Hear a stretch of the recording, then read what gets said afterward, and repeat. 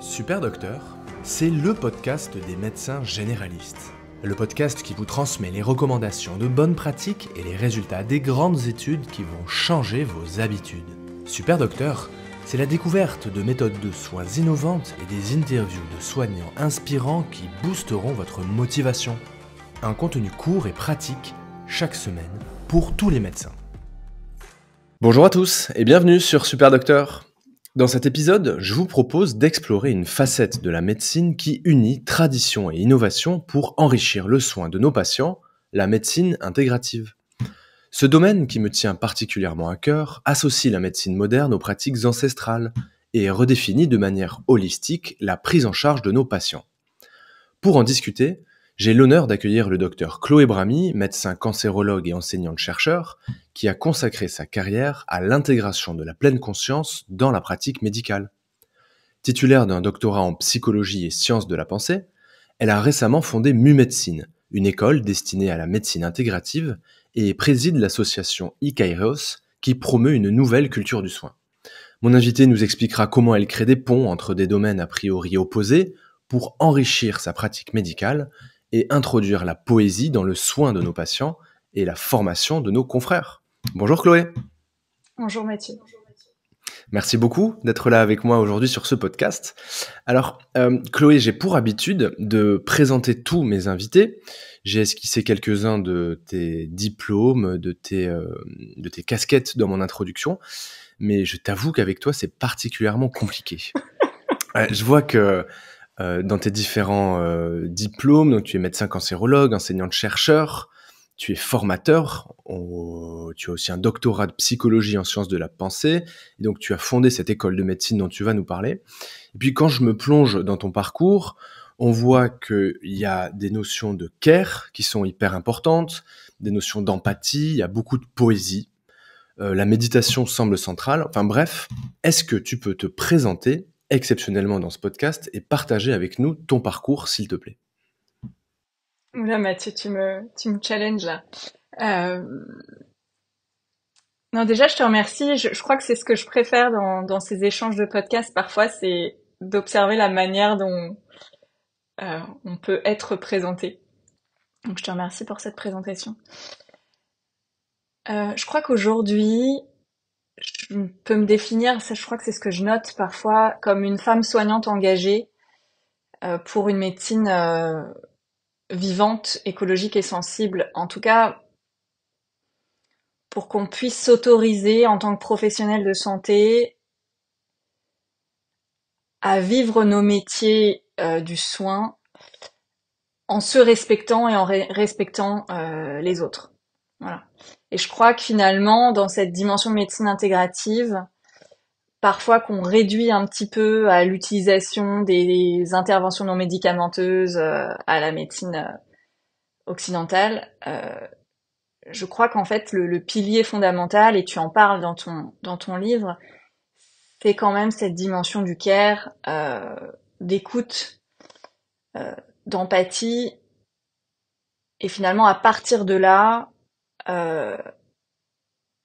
on est en tant que professionnel de santé un accompagnant en fait, et donc à nous de trouver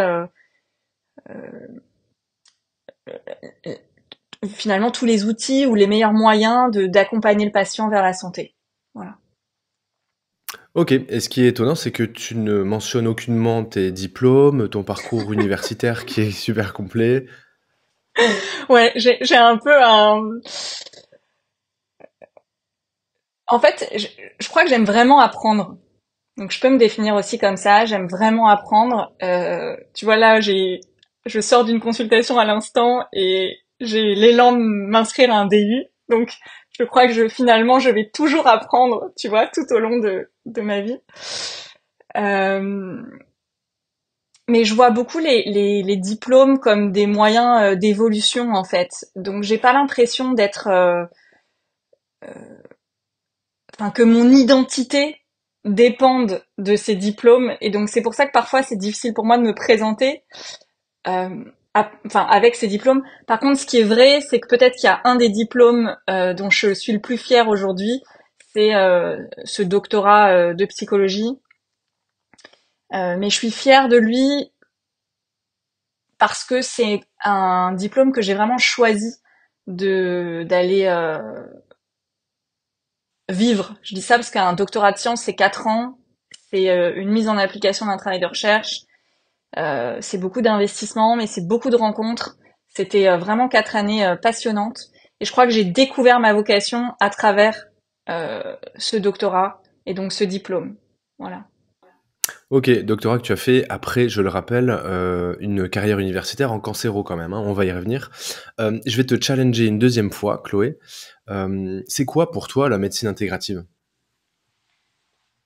Ouais, bah, enfin, je crois que j'ai un peu commencé à y répondre. J'ai l'impression que c'est vraiment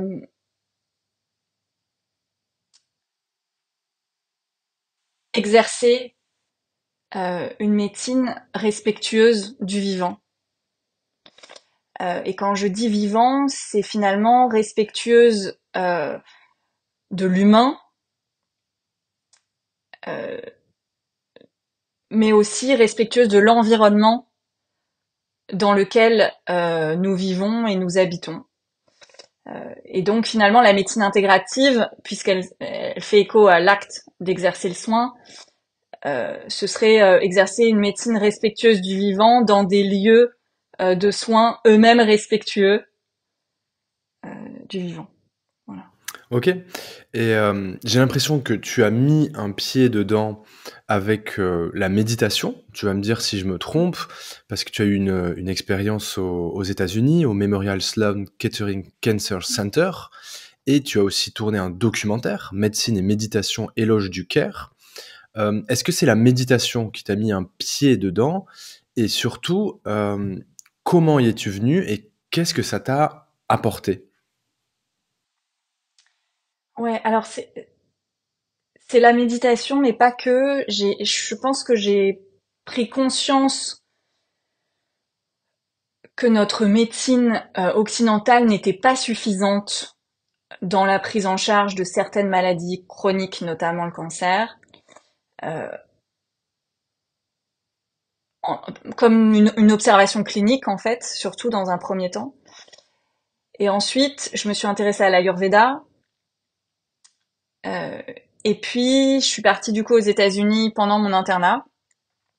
Et là, j'ai découvert un panel en fait de d'outils incluant aussi bien l'alimentation que l'activité physique, que les médecines ancestrales et la méditation.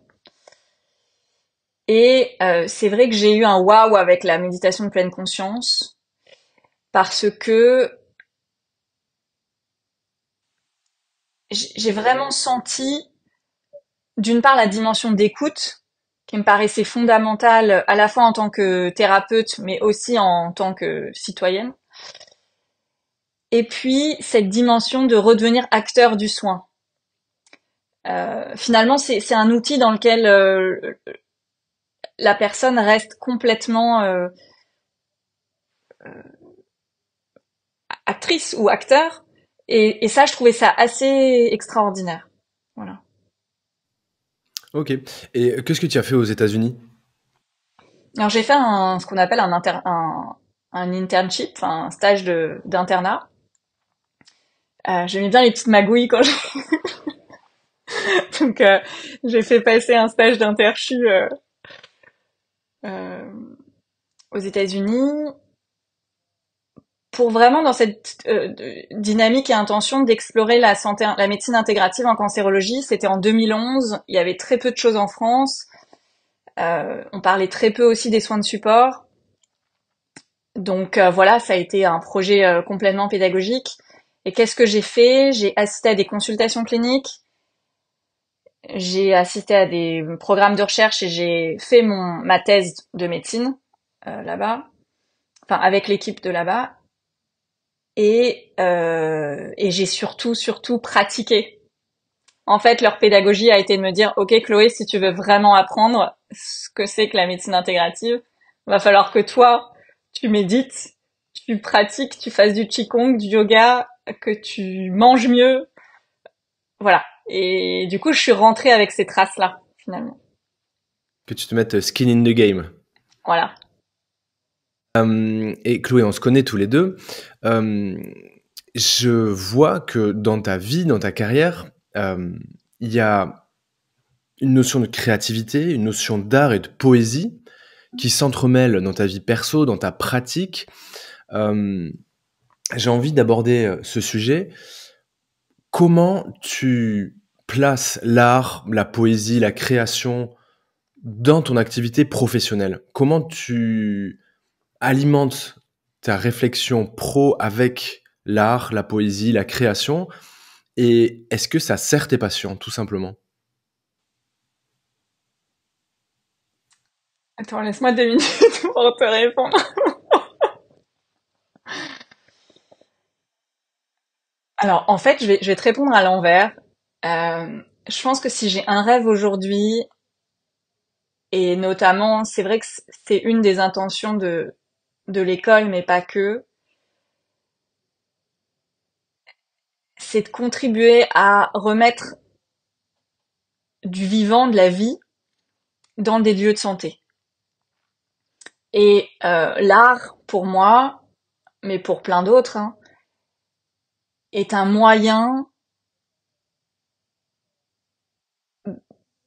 de rencontrer la part sensible et donc la vie, cette dimension vivante, euh, de manière concrète, de manière palpable. Je prends un exemple. Là, j'ai fait danser des professionnels de santé il y a quelques semaines. Euh, bon bah en fait, on a parlé du soin, on est rentré en relation les uns avec les autres à travers la danse. Euh, on a parlé du toucher. Qu'est-ce qui se passe quand je viens toucher un patient?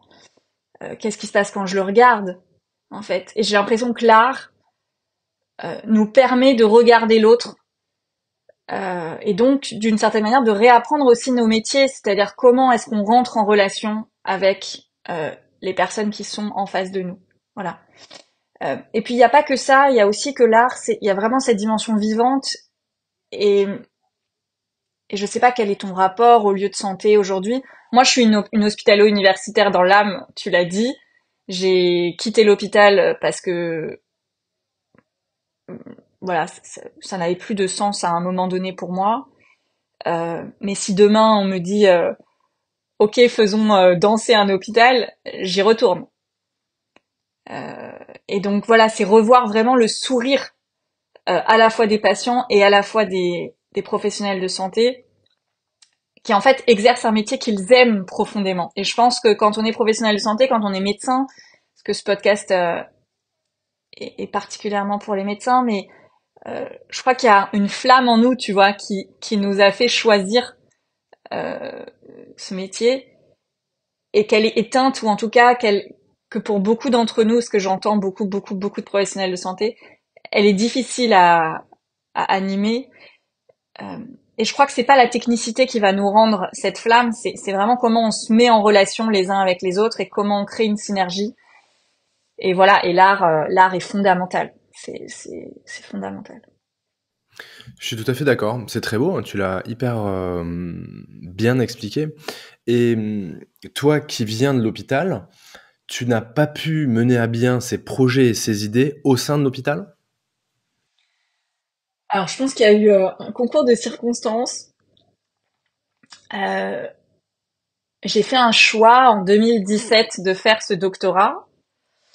Et à ce moment-là, j'ai choisi un doctorat qui est très orienté pédagogie, puisque c'était un doctorat sur la méditation, l'impact de la méditation auprès des étudiants en santé. Et donc, je me suis un peu éloignée de la cancérologie à ce moment-là. Et c'est très juste et très cohérent avec mon parcours aujourd'hui.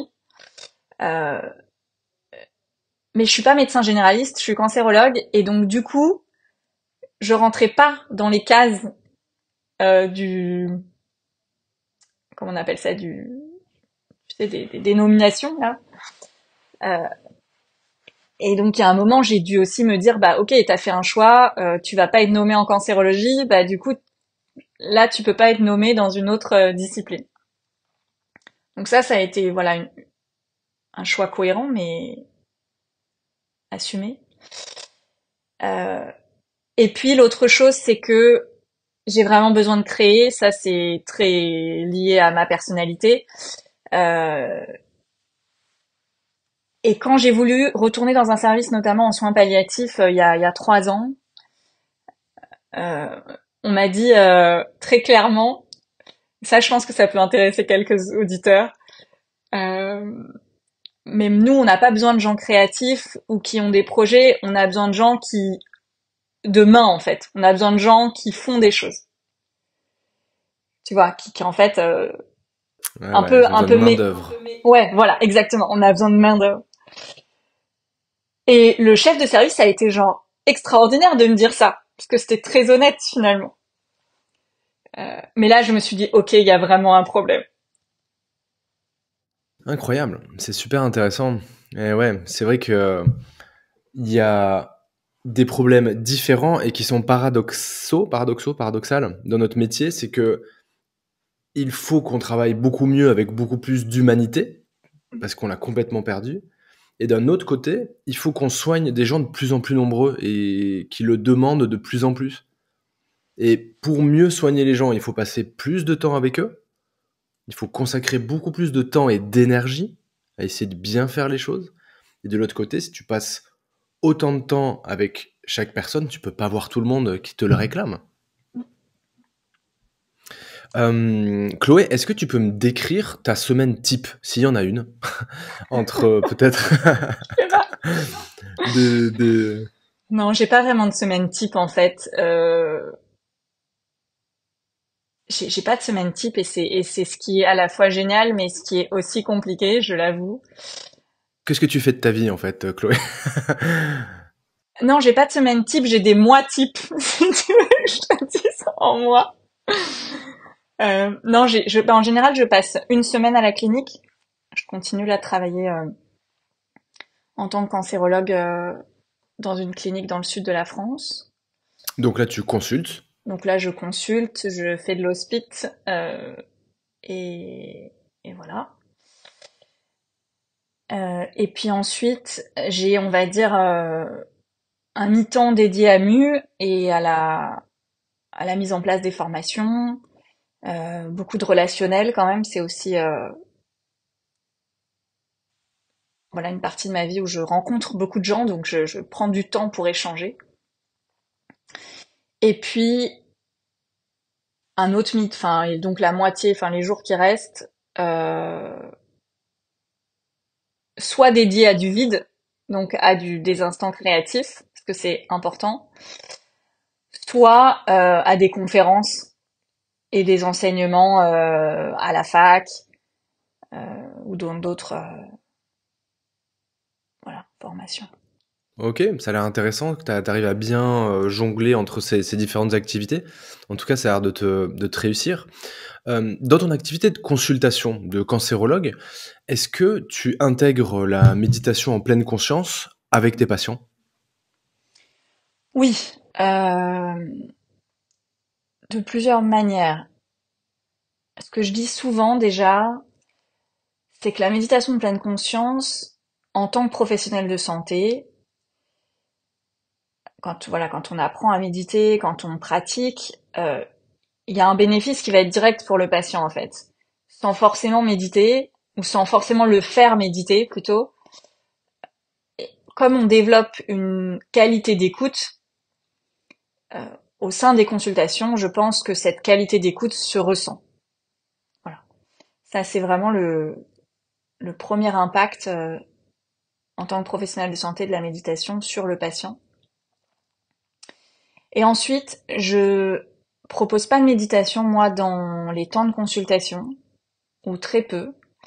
Par contre, j'anime des programmes de méditation en 8 semaines qui s'appellent les programmes MBSR. Et là, pour le coup, dans chaque programme, j'ai certains de mes patients euh, qui, euh, qui participent à ces 8 semaines. Voilà. Et ces programmes, tu les animes dans la clinique dans laquelle tu travailles? Non, je fais que des programmes en ligne. Depuis en fait depuis le Covid, donc depuis 2020, j'ai mis enfin ces programmes se sont passés en ligne. On a fait une formation complémentaire pour pouvoir les animer en ligne. Aux États-Unis, ils sont déjà proposés depuis des années en ligne. Et en fait, je me suis rendu compte qu'en cancérologie, ça avait un grand intérêt parce que les patients, ils habitent pas forcément en proximité à la clinique. Parfois, ils sont fatigués, ils peuvent pas se déplacer.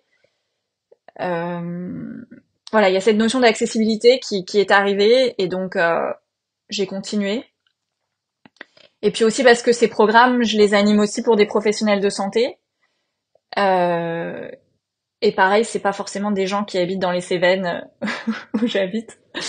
Donc voilà, le mode online est resté, mais il y a des formateurs qui animent ces programmes en présentiel physiquement et c'est très bien aussi.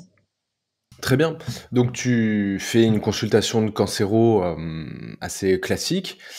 Tu proposes de compléter, de poursuivre la prise en charge par des programmes de méditation que tu peux animer toi-même.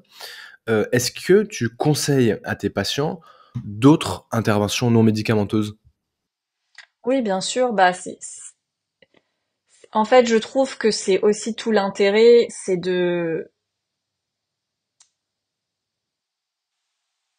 sentir selon le besoin du patient euh, ce qui pourrait en fait l'accompagner. Donc moi j'aime bien réfléchir, mais ça c'est ce que j'ai appris aux États-Unis. J'aime bien réfléchir avec cette triade euh, alimentation, complément nutritionnel, activité physique et mind and body, donc thérapie plutôt émotionnelle de réduction du stress. Et en fonction de ça, en fonction du patient, en fonction des moyens du patient aussi, des budgets, euh, eh bien j'adresse en fait. Ok, tu adresses à d'autres confrères qui prennent en charge l'activité physique, l'alimentation ou le rapport corps-esprit. Ok. Oui. Et est-ce que tu conseilles par exemple des trucs comme l'Ayurveda, le Qigong, le yoga, ce genre de choses? Oui, il y a une chose dans l'Ayurveda que je conseille beaucoup, c'est les massages. Alors je sais qu'il y a toute une polémique sur les massages en cancérologie.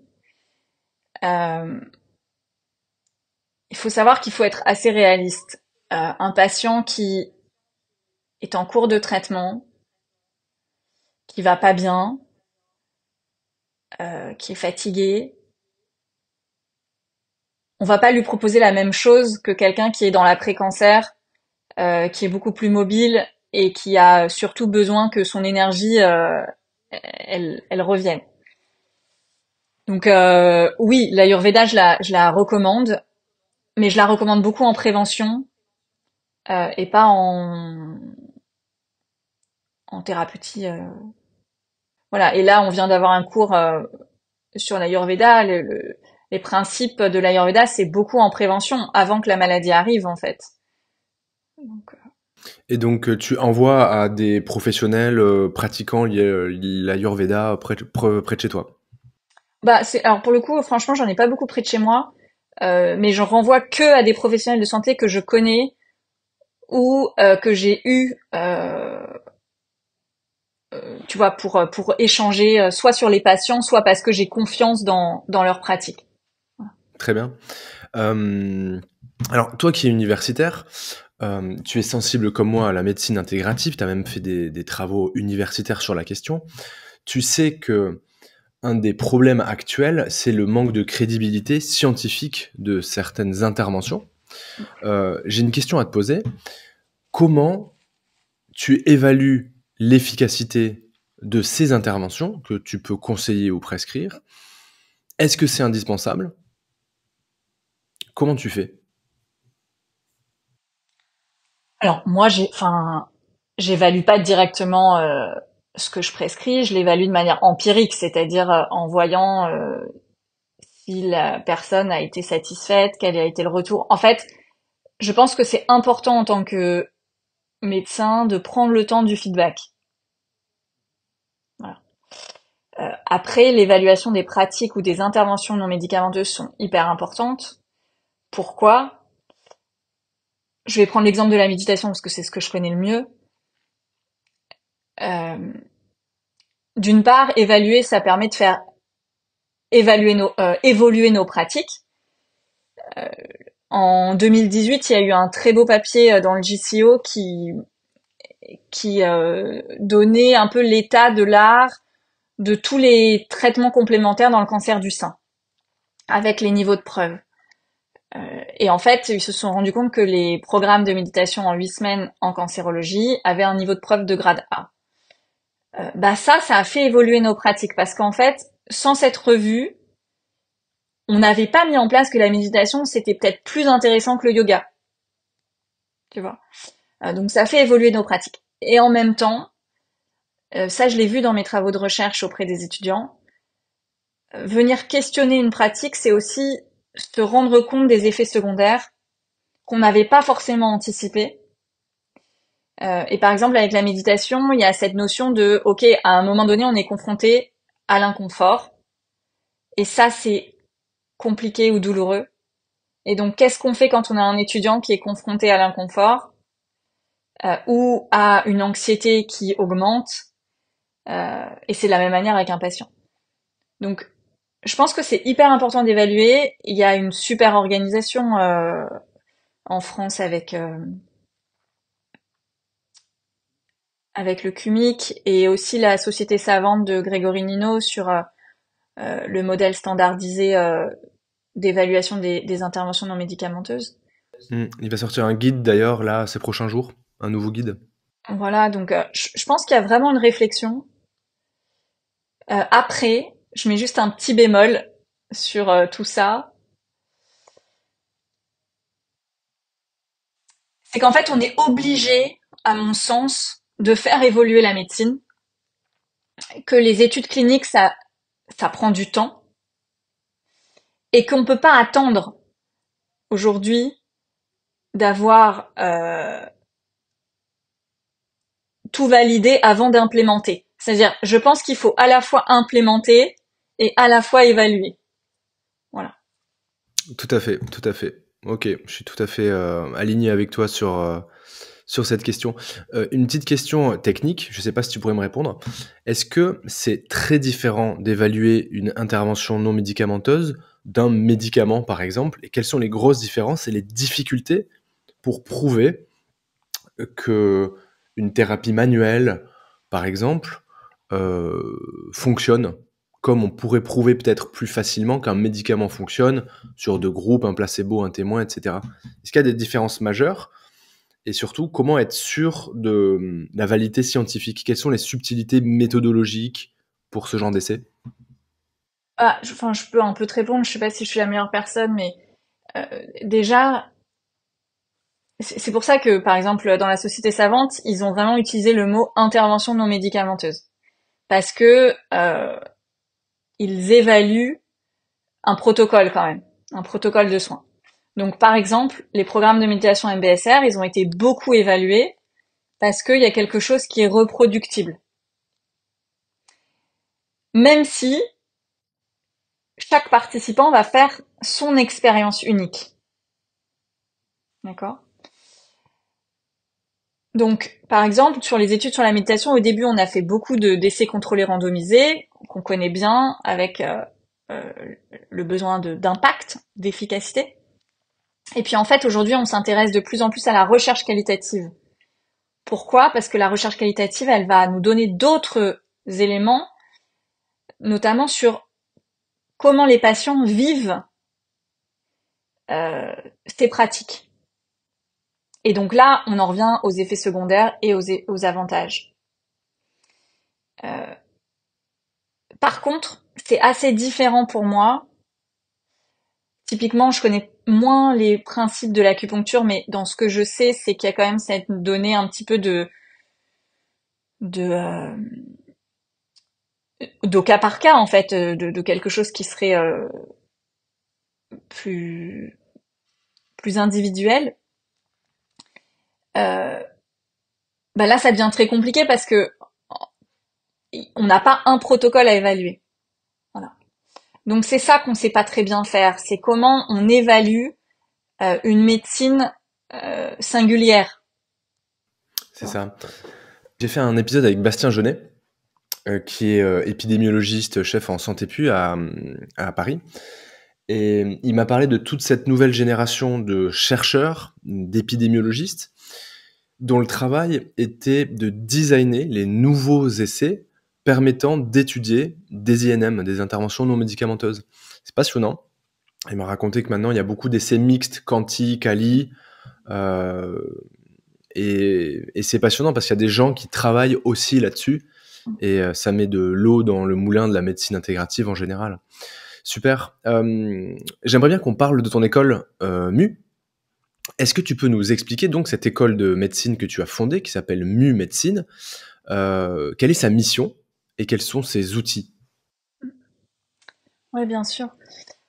Donc sa mission, je sais pas si je peux parler comme ça, mais c'est d'être en résonance avec ce rêve dont je t'ai parlé, donc de venir réenchanter et questionner, faire évoluer nos métiers du soin chez les médecins principalement, mais les professionnels de santé au sens large. Et donc basé sur des pédagogies qui incluent à la fois donc la dimension du care dont on a parlé, les connaissances autour des pratiques ancestrales et ou des outils non médicamenteux, et tout ce qui a trait à l'écologie du soin, donc les éco-gestes responsables, etc. Et MU, c'est vraiment pensé comme un laboratoire, c'est-à-dire que il y a une formation longue sur 9 mois, puis des petits modules pour ceux qui ne peuvent pas participer à la formation longue. Mais on est en train là, on a fait la première année, en fait, à chaque fois j'ai envie qu'on évalue, qu'on fasse bouger aussi nos pratiques pédagogiques, et puis de laisser quelque chose d'assez organique résonner sur comment tous ces professionnels de santé qui là sont dans la formation vont derrière modifier leurs pratiques, et tu vois, faire des petites gouttes, distiller des petites gouttes dans les lieux de santé. Parce que quand même la mission reste ce lien au lieu de santé. Euh, et donc j'espère que dans quelques temps on fera danser les soignants. Voilà. Génial. Ta vision avec MU, c'est quoi? C'est de former des gens qui vont intégrer de nouvelles pratiques et de nouvelles postures dans leurs soins. C'est de former des gens qui vont étudier ces pratiques. C'est d'inciter des gens à ouvrir d'autres lieux de soins.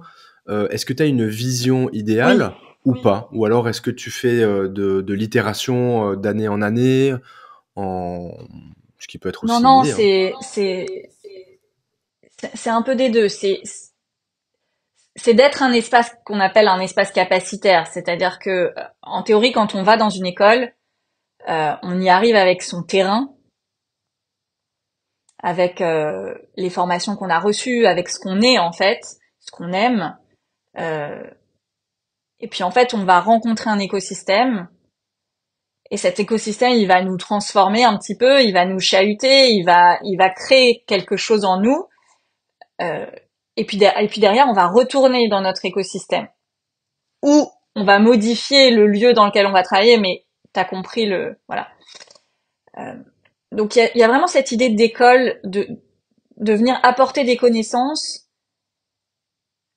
mais en même temps que chacun, enfin c'est de la co-création, voilà, c'est vraiment un lieu de co-création.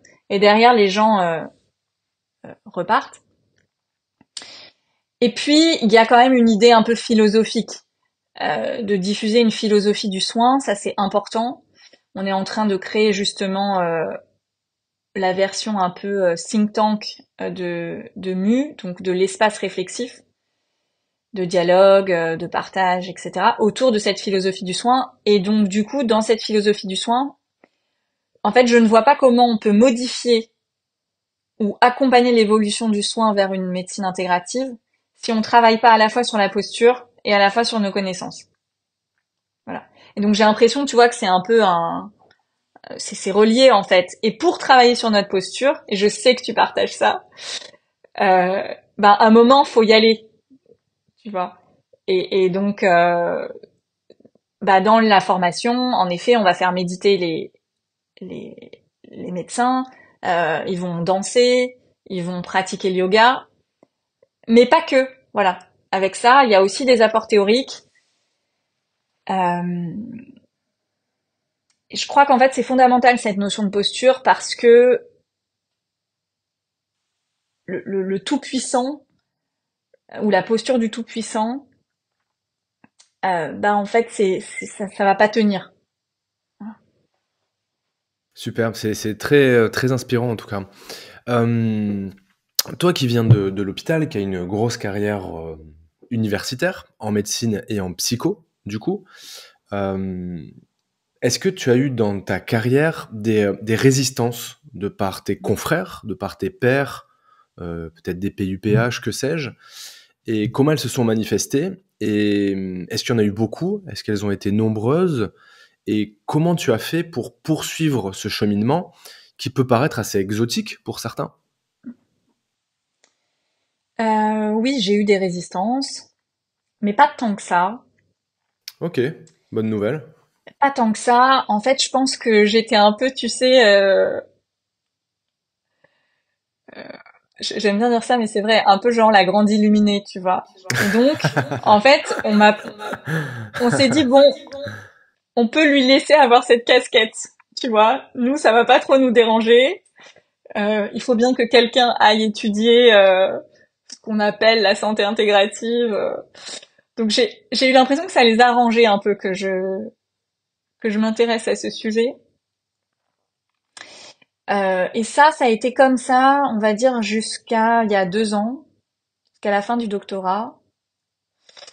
Et puis une fois que j'ai été diplômée, double diplôme, euh, et que là j'assume un peu, tu vois, la posture. Alors là, ça a commencé un peu à déranger. Ok. Parce qu'à l'époque, tu travaillais toujours à l'hôpital en cancéro, quoi.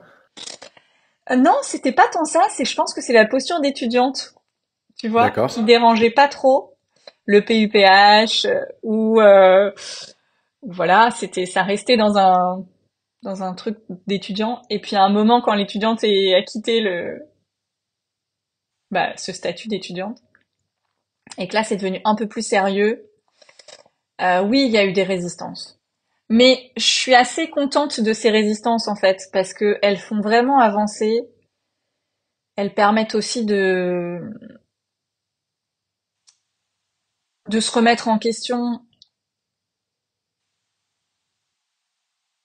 Mais je crois que, par exemple, je peux donner un exemple concret. Si tu veux, je vais donner un exemple concret de résistance. Donc, on crée un festival pour les étudiants en santé en fait, et pour les professionnels de santé aussi, sur l'idée de venir se réunir et se rassembler sur la question de c'est quoi la médecine, enfin, pour quelle médecine on souhaiterait pour demain, globalement. Donc ça, c'est le festival Ikairos au mois de mai, le 17 et 18 mai à Montpellier. Le- Et euh, on devait avoir un partenaire financier, une mutuelle que je ne citerai pas. Tout le monde nous a dit c'est génial, bravo. Tu vois, on a plein de partenaires qui ont soutenu l'événement. Et puis là, au moment de donner l'argent, on nous dit non mais franchement, ce sujet de la santé intégrative, on va pas le financer. Donc oui, j'ai des résistances en fait au quotidien. Euh, mais je crois que en fait, ça renforce une conviction, tu vois. Voilà. Comment te perçoivent tes confrères, les autres cancéros, les médecins qui t'entourent dans ton bassin de population, ton bassin pro? Est-ce qu'ils te voient comme une grande illuminée, comme tu me mentionnais Non, je pense ce pas. terme Je pense qu'aujourd'hui j'ai beaucoup de respect de mes confrères parce que sous mes airs un peu grand illuminés, en fait, je sais que tu le sais, le cadre en fait est super important pour moi. La structure, je crois que cette structure, elle permet justement la créativité. Euh, donc j'ai du respect de mes confrères que je respecte aussi beaucoup. Et en même temps, je sens aussi que je quitte un peu la cancérologie, euh, on va dire fonctionnelle, et que je crois que là, je suis aussi à un moment où je vais vraiment choisir l'accompagnement en cancérologie, euh, et lâcher aussi la technicité parce que en fait j'adore ça, mais c'est un métier qui est de plus en plus complexe pour être à jour, tu vois. Euh, et c'est intéressant parce que plus je lâche ça, plus ça me donne envie de collaborer avec mes confrères autrement. Donc voilà. Ok, intéressant. Ok. Chloé, on va arriver à la fin de notre entretien. Est-ce que tu aurais des conseils à donner à nos confrères, jeunes ou vieux, qui sont désireux d'intégrer des approches intégratives dans leur pratique, qui ont envie d'entamer un changement, qui se rendent compte peut-être que abattre 40 consultations dans la journée de patients qui se succèdent, dont on oublie tous les visages à la fin, c'est peut-être pas la bonne idée. Par contre, on commence. Oui, merci. En fait, j'ai envie de partager dans ce podcast. Là, je viens de corriger 100 copies d'étudiants en médecine en quatrième année qui ont participé à un enseignement méditation et médecine. C'était des pépites, c'était merveilleux. Et en fait, ça me fait prendre conscience à quel point quand même la pratique méditative, elle est précieuse en tant que professionnel de santé. Donc peut-être juste le premier conseil, si vous pouvez sentir que ça chauffe un peu trop, que il y a quelque chose qui est pas complètement aligné, que il y a un peu une perte voilà de cet élan à soigner, bah d'essayer de faire un programme MBSR en 8 semaines, pas forcément avec moi, hein, dans l'absolu, il y en a plein des enseignants. Je pense que c'est une super base. Ouais. Très bien, donc on commence comme ça. Et après, toi, tu as fait un changement assez progressif dans ta carrière, mais qui est quand même assez radical, que tout le monde ne peut pas faire. Euh, Est-ce qu'en pratique, comment on peut faire pour retrouver un peu de temps pour les patients, pour changer notre façon de faire? Est-ce que c'est possible Oui. quand on est installé déjà en libéral, quand on a des crédits à payer, quand on a une Bah, routine qu'on peut... je pense que t'as raison. La question économique, elle est fondamentale. Euh, Moi-même, hein, je suis confrontée à ça. Tu vois là, quand je te parle des changements, je sais que c'est cette dimension-là qui est vis-à-vis de laquelle va falloir que je sois très courageuse. C'est très anxiogène Euh, de changer et d'avoir peur de moins gagner sa vie. D'avoir peur de moins gagner sa vie. Euh, Après, je, je pense qu'aujourd'hui, il n'y a pas de modèle idéal. Euh, et quiconque dira, moi j'ai trouvé le modèle, faut pas l'écouter. Euh, ce qui est important, c'est de sentir de quoi chacun a besoin. Moi j'ai des confrères qui continuent de voir énormément de patients, ça a pas l'air de le déranger, bah en fait qui continuent. Euh, mais à partir du moment où on sent qu'il y a quelque chose qui est pas cohérent, bah au moins essayer de voir ce qui se passe quand peut-être pas toutes les consultations, mais si on prend dans la journée des consultations longues, voilà, voir ce qui se passe. Si on se met des pauses dans les journées, si on prend entre chaque consultation un temps de respiration, 2 secondes de respiration, si on crée aussi un environnement de travail, et ça j'insiste beaucoup sur ça, un environnement de travail euh, euh, qui prend soin. Je sais pas si vous consultez, là je suis dans une chambre d'hôpital, je le dis parce que c'est un hôtel qui est très gris. Si vous consultez dans un cabinet qui est très gris, vous allez voir, à la fin de la journée, c'est catastrophique. Si vous consultez dans un cabinet qui est confortable, dans lequel vous vous sentez bien, avec un peu de lumière, bah ça change tout. Donc voilà, c'est des petits détails. Mais en fait, je pense que ça change vraiment nos pratiques. Je suis tout à fait d'accord avec toi et j'ai réfléchi sur cette question aussi. Je pense que c'est complètement sous-estimé l'environnement dans lequel on est. C'est comme dans l'art, tu sais, on dit qu'on devient ce qu'on contemple. Alors si tu passes des heures entières dans un environnement qui est moche, c'est complètement toxique. Merci, c'était super intéressant. Chloé, je te remercie infiniment. Merci J'ai à toi. passé un super moment. Je pense que l'épisode va être fantastique. Est-ce que tu veux rajouter un mot et nous dire surtout où est-ce qu'on peut te contacter, où est-ce qu'on peut rejoindre Mu Médecine et tu peux nous dire peut-être un mot sur le festival que tu organises le mois prochain? Oui, merci Mathieu. Bah, merci pour l'échange. Ouais, non mais j'ai vraiment envie de dire qu'en fait, je crois qu'on fait quand même un métier qui est fabuleux, euh, compliqué, qui allie vraiment l'art et la science. Et je crois que c'est de ça dont il s'agit. Comment est-ce qu'on continue de cultiver l'art et la science euh, de la médecine? Moi, vous pouvez me trouver, en effet, sur le site de MuMédecine, mais sinon j'ai un site Chloé Brami. Donc ça, c'est assez simple. Euh, je suis très active sur Instagram. Enfin, en tout cas, c'est là où je poste le plus des événements ou des conférences ou des podcasts que j'aime parce que c'est facile. Voilà, je parle à Mathieu, donc il le sait aussi. Et puis, en effet, vous pouvez nous retrouver au festival sur le compte Ikairos. C'est pas très facile, mais Mathieu va vous le mettre. Ikairos Culture du Soin sur Instagram. Euh, et vraiment, n'hésitez pas à vous inscrire si vous êtes professionnel de santé ou étudiant.